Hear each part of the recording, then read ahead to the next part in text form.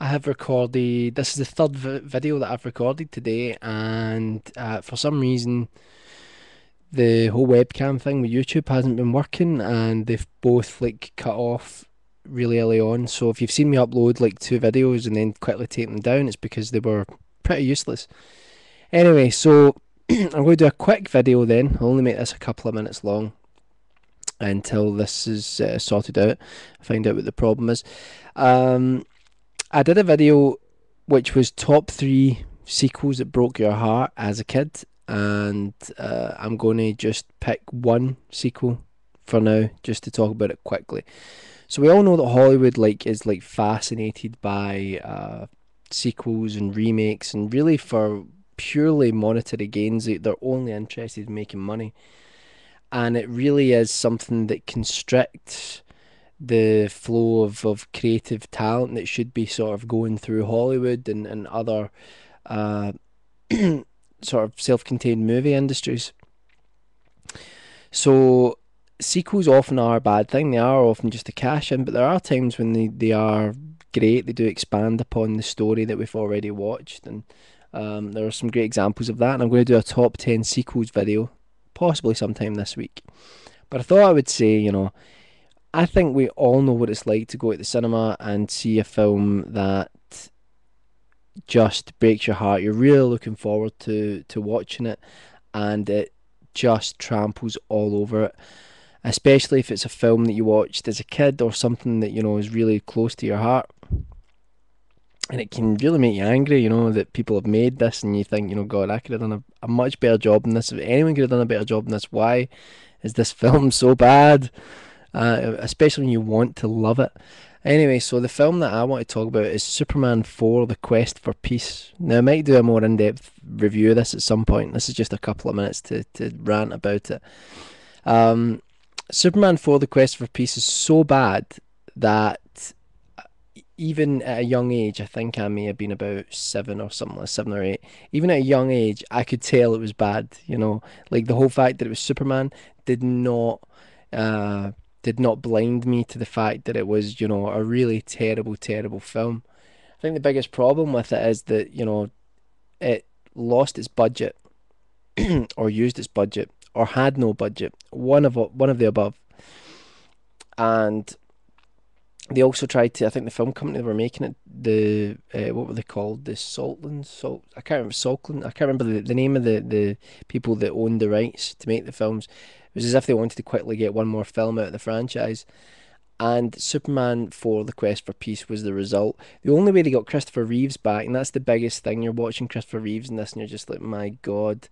The only reason they got Christopher Reeves back is because he was involved in creating the story. And the story was like, that Superman was finally going to take a step beyond just helping out humanity. He was actually going to decide to do something to shape humanity's destiny, which was that he gathered up all the nuclear weapons in the world and chucked them into the sun. At the same time, Lex Luthor, who's played once again by Gene Hackman. I mean, Gene Hackman's in this film, but it's so bad.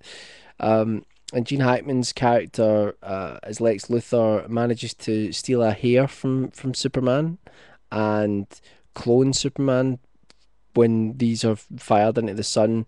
With these nuclear weapons are fired into the sun, it creates this like nuclear man, who's this bad guy who like is stronger than Superman, but like he is only weakened when the sun isn't out. So anyway, that's the kind of gist of the story. I mean, they have Margot Kidder in it as well as Lois Lane, and she's really, she hadn't been very well. I know that, and I think you can sort of tell in the film. And everybody, I think, did it as a favourite of Christopher Reeves because Christopher Reeves was involved with writing it and he wanted to expand his career. But boy, does it suck. I mean, there's like a 3 hour version of this film apparently where there's like another nuclear man which was entirely cut from the film. I would love to see it. I would love to see the full version, but yeah, I mean, First of all, the suit that Superman's wearing just looks wrong. I don't know why, but I can't remember. I think maybe it's lighter than the previous ones. It just looks wrong compared to the other ones. Also, Christopher Reeves doesn't look as if he's been working out as much in the film, so he's not as big. and there's just the flying effects. I mean, there's one point, and I kid you not, there's one point where he's lying on a table, right, with a black cloth over it, and he's supposed to be flying through space, and you can see that he's lying on something, just doing that. You know, it's so laughably bad.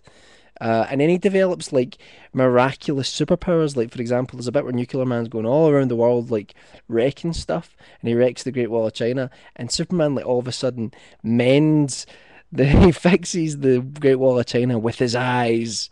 You know, you're just like, oh, come on. And it's the fact that it's the most epic in scale compared to the other Superman films. It takes place all over the world, and they shot it with like the budget of a small paperboy's pay packet. You know what I mean? It's like it's laughable. The thing is, I'll still watch it because it's got Christopher Reeves in it, and you know, there's oh, I'm going to do a longer video about this film at some point. But really, the point was, it was a film that just, I love the Superman films. Looking back, I realise now that one is the classic. Superman 2, I think, while there's too many comic elements in it, I still love it. Superman 3, I actually think is much better than people give it credit for. I think it's just that it doesn't know whether it wants to be a Richard Pryor vehicle, whether it wants to be a Superman film. But there's some great, great moments in Superman 3.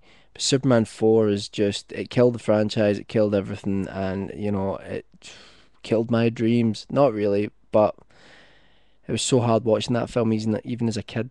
So, in fact, by the way, loads of people don't even know this film exists, but it does. Go and watch it. So, what do you guys think? What's the film that, the sequel to a franchise that you loved, or a film that you loved, and you went and watched it and it just totally demoralized you because you were like, I can't believe what I'm watching. I can't believe they've got it this wrong. I can't believe they're throwing this amount of money at the screen, or in the case of Superman, no money at the screen. So what do you guys think? What's your most heartbreaking sequel?